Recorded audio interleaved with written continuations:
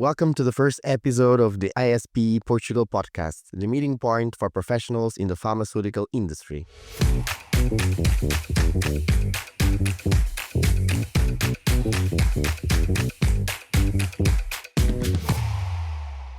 Today we have a distinguished guest with a remarkable career in our industry. It is a pleasure to welcome Amjad, VP Corporate Engineering at ICMA and prominent figure in our industry and at ISPE in both national and international levels. Amjad, welcome to our podcast. It's an honor to have you here. Thank you for having me, and welcome to my professional and personal life.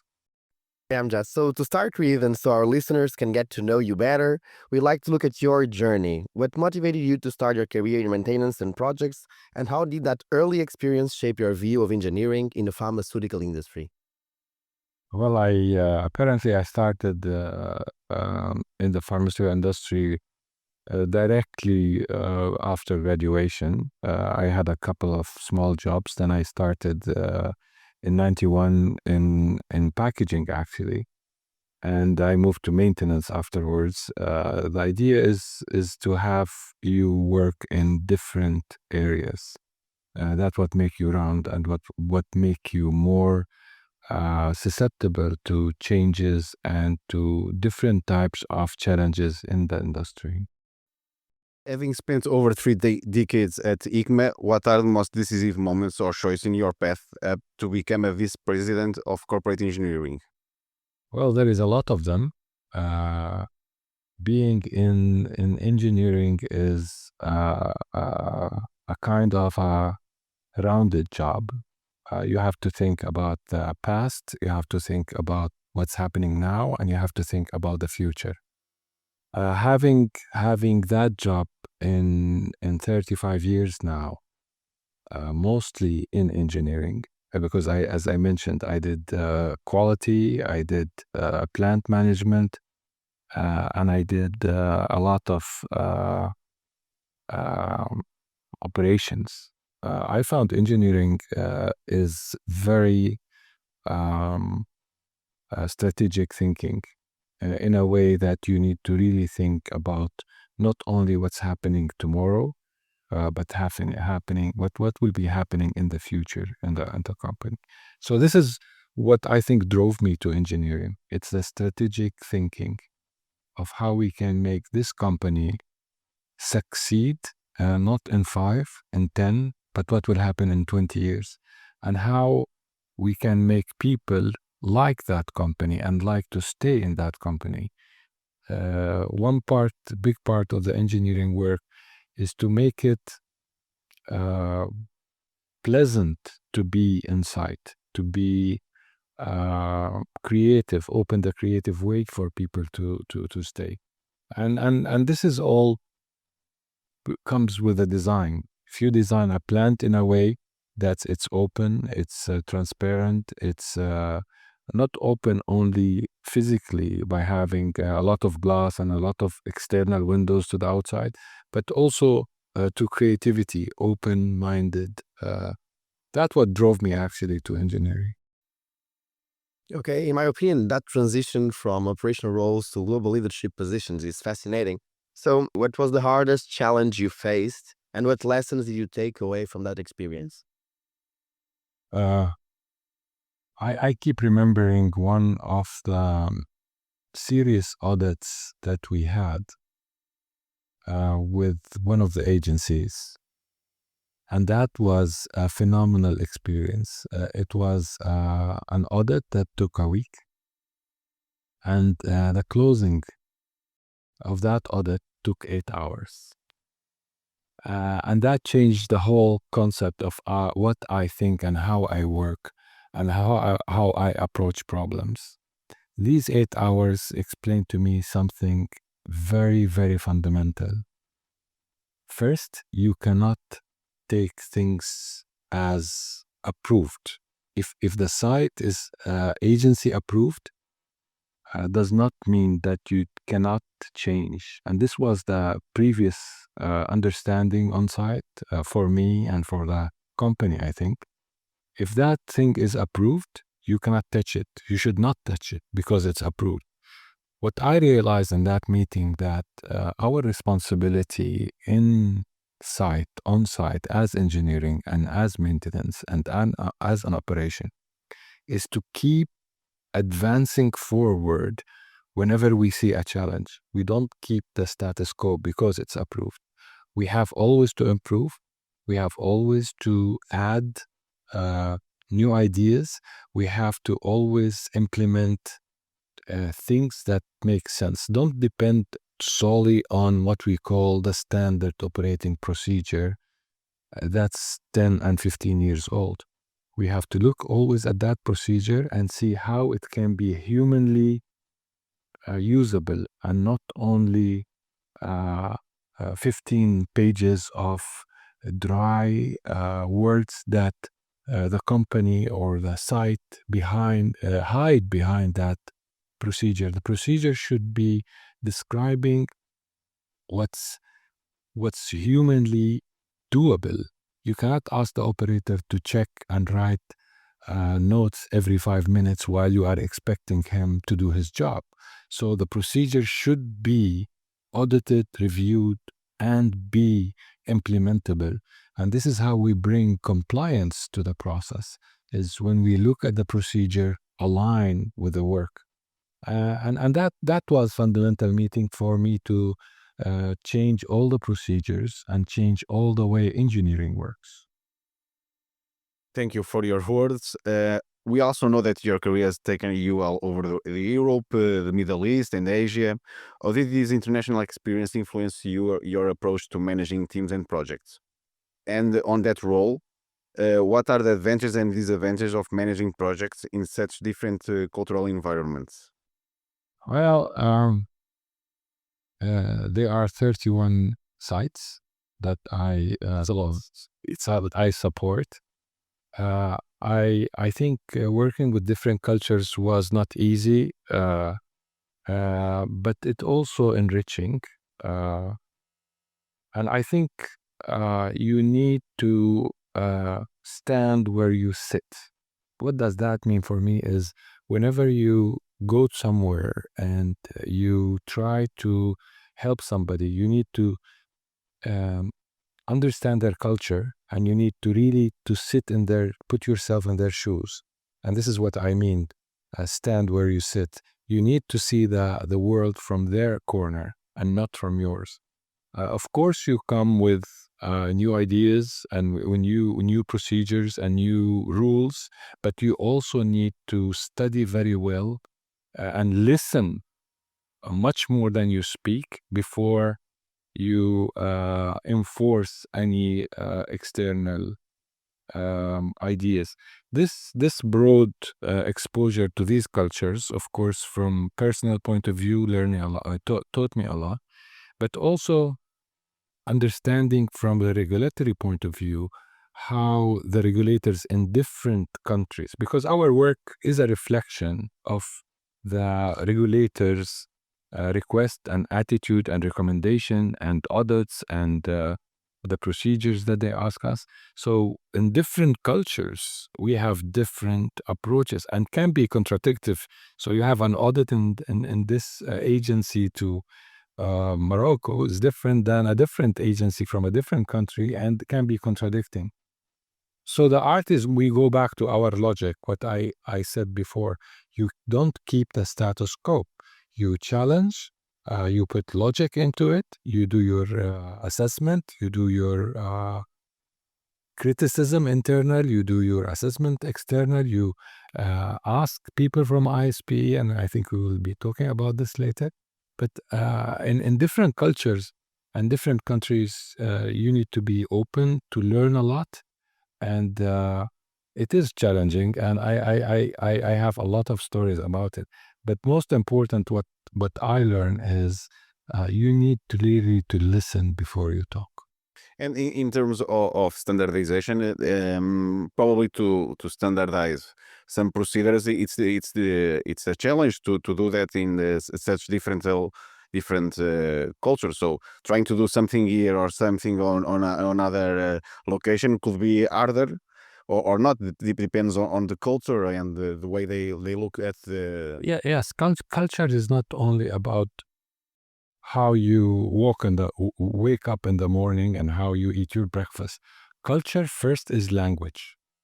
Language is the biggest barrier, and that's why I speak 5 languages, because you need to intercommunicate with these people in different levels. Once you break the language barrier, you are in their house, and you are in their site, and you are close to them. The second barrier is, of course, the background and the ethnicity and where this is coming from. The third is the whole. It depends if the company is acquired and moving to our side, because we have 50% or 60% acquisitions, while our internal growth is 40%. And these acquisitions come with, of course, culture, of course, different companies. And these companies also, you find an American company was built by a German company, and Hikma's coming with either its staff from Portugal, or a staff from MENA, or a staff from Germany. So this also brings complexity. So to manage all this is go back to what I said earlier. You have to take your procedure to a human level that is doable. You look at it and you say, if I can do it, they can do it. If it does not align with, you can't build quality based on procedure only. Procedure can be descriptive, but your final aim is to be implemented as easy as possible, with full implementation and align with the law. And at the end of the day, it is implementable. And I saw a lot of procedures are so complicated in our business and in some companies, that it's impossible to comply. And this is why you end up with out of specification or uncompliant with these procedures. So answering your word is the logic, and being involved in studying these procedures. And of course, the procedure is not the final issue. The issue is the design.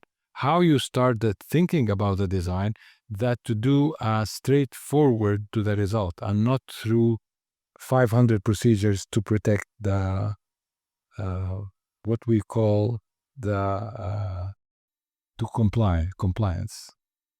Well, okay, Amjad. So now I'm wondering if you could tell us some advantages and disadvantages of the Portuguese work culture. Well, this is also a very interesting question.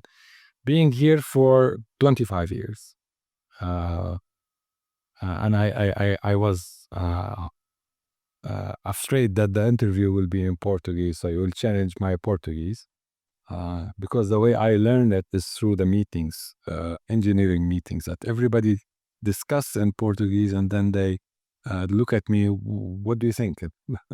So this is how Portuguese culture is, in 2 words or 3 words, is dedication, love to learn, and compliance. These are the 3 things that I love in Portugal. Once you have a guy's commitment, there is no limit of what he reach and what he learns. Today, my engineers are my Portuguese counterparts are engineers, and my staff are building in Bedford a project of 40 million. They are responsible in Columbus, Ohio, a project of hundreds of millions. They are building projects in Italy. They just finished a project in Italy. And I send them also to Algeria and Morocco. So you can say that we created in Portugal a school of engineers that are very well trained, because of the procedures we established to have Portugal as a core knowledge center, and send these engineers to execute projects and send the ideas. You can't just email the other engineers in other countries how to do the work. You need to bring them somebody there that can take their hands and execute it. So I'm very happy after 25 years. Okay, another question that I have is, I imagine you manage a lot of people. So do you think your background, first of all, what was your background on? And if you feel like it's still useful nowadays, or more that you rely on experience, on accumulated knowledge, more than you rely on your background?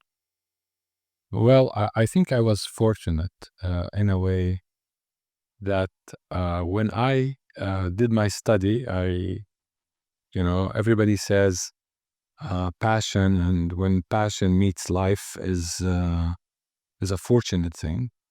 But as an engineer, I was very, very fortunate to have a very creative mentor that took me, and that mentor has no idea about engineering. Actually, she was a human resource. She's an operational lady, and she showed me the other side of solid AutoCAD engineering work, which is human intervention. We talked a lot about motivation. We talked a lot about training. We talked a lot about resources and how we look at our resources. Are they a bunch of people, or they are individuals that they have dreams, they have aspiration, they have work track record and future aspiration, where they want to go. And what I learned from all that, there is no bad employees. They're bad managers. If you are a good manager, you can find what this engineer is good at and put him in. And this is a search that I always talk about. The search is to find the good in these people and try to direct it. So our job is not to manage them, but to search for the good thing in them and try to enhance it, try to make it or to find their passion, helping them to find their passion. I think this is the real job of a manager, or some people call it leader. But I think the whole conflict, or the whole discussion about what is a good manager and what a good leader, and was it a cultural thing or not, or an experience thing, it's all matched together. So you are a bundle of conflicts, you are a bundle of experience, and at the end of the day, what measures is the success. What makes you as a success leader? That makes a successful project. And these are one of the basics, which is your staff. And if you look at them as numbers, you will get 5 points out of 10. But if you look at them at the resources that you can develop using that project, you will definitely use 9, or you will get to 9 out of 10. Very well. So to close the first part about your journey, what led you to get involved with ISP, and how was that participation impacted your career and your vision of the industry?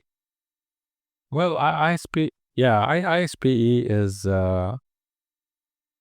well, I started with ISPE by recommendation from one of friends to be involved in it and understand what is ISPE. And it came really right at the time that we have succeeded project intensity. I was not responsible for so many sites. I was only in the injectable divisions. And it was very well managed because of the staff that I was talking about.